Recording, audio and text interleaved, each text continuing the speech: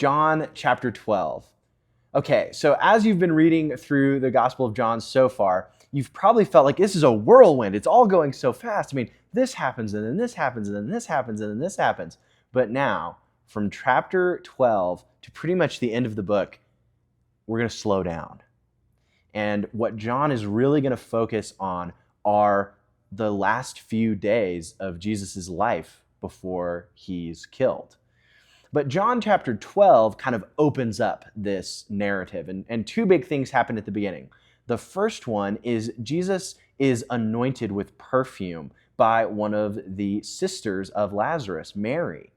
And we read that the disciples aren't quite sure what to make of this because they say, well, couldn't we have sold this perfume and given the money to the poor? But Jesus says, no, what she's doing is anointing me, one, as a king, and two, as someone who's about to die. She's anointing my body. And then Jesus enters into Jerusalem.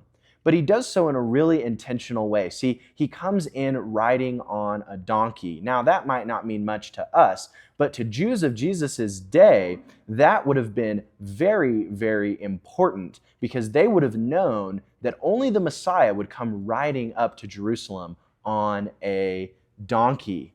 And yet, even after these two very clear claims of Jesus that he is the Messiah, that he's coming to Jerusalem as its king, we see that people are still divided about who he is or who he isn't.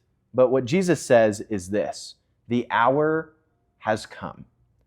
But we're not going to see until a few chapters later what he means by that.